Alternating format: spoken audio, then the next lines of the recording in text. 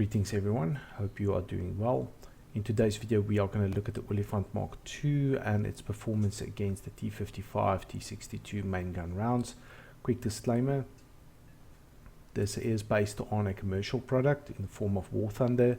The developers have spent a lot of time and resources into modeling penetration on armor and so forth, but in no shape should it be considered as the alpha and omega for the armor package performance. Given that the Olifant Mk2's armor is classified, this is the best guess of what would happen based on available information and a bit of possible what-if scenarios.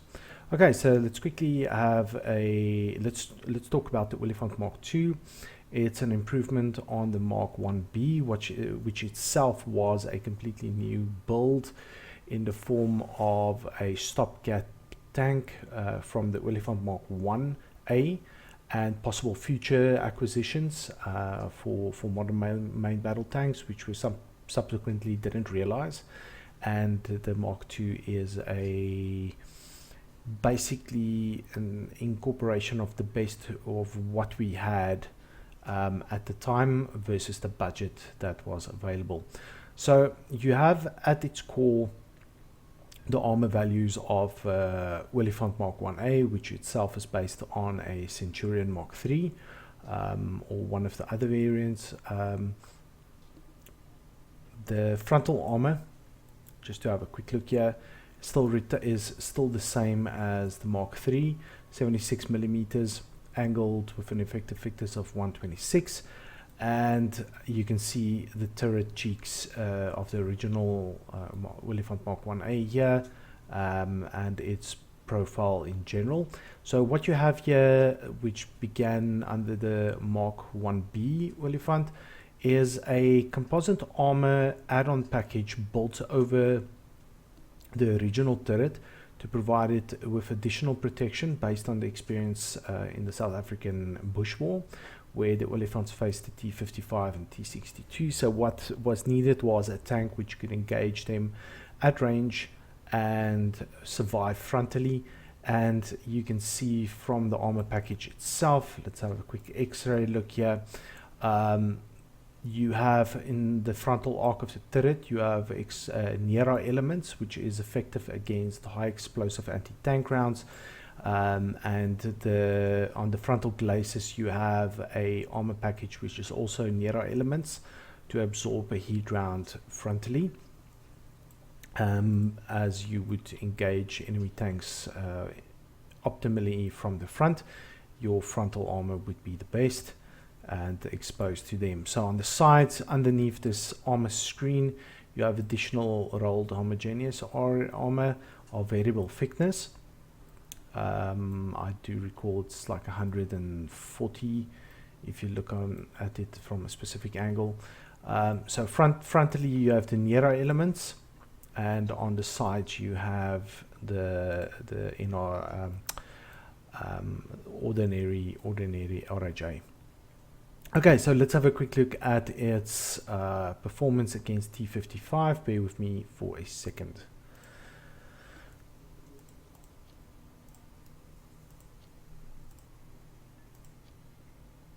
Okay, here we have the 3BK17M, which is an armor piercing round, and we're going to start by looking at the frontal glacis. Given that this is a chemical round, it doesn't rely on speed to achieve penetration, but the chemical effect of the explosion. Let's have a quick look at the modeling.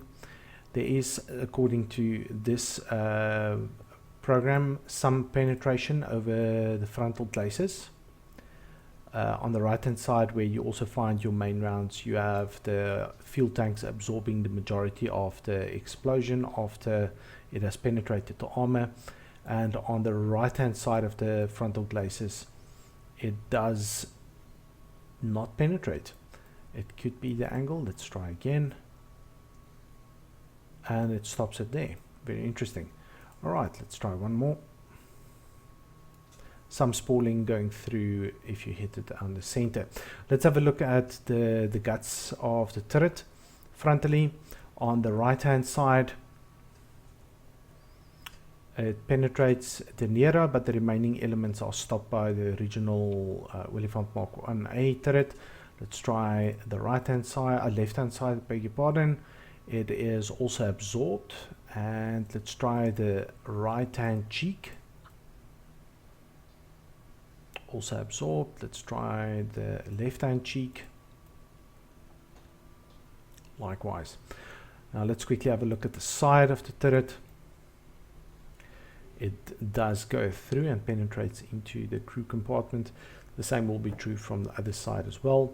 So effectively the T-55 with its 100mm main gun with a heat round can penetrate the side of the Olifant turret, where it is most vulnerable in a frontal looking towards the front, but directly in front it is protected. Now you would specifically have a look here between the hull and the turret itself. You have this wide open space with no armored protection besides the original Olifant Mk2 turret, and that completely goes through and enters the crew compartment. So hull down position would be an absolute must, unless the gunners of the opposing enemy armor is very good. Let's have a look now at the T-62, which has 115mm main gun. Let's have a look at the available heat rounds for them. I believe this is the one.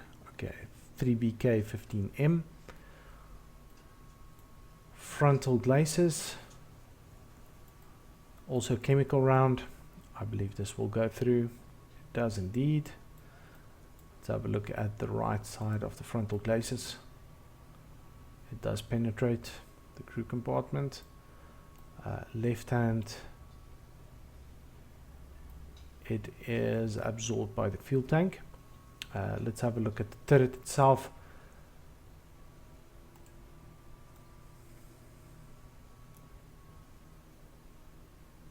Nearly penetrates.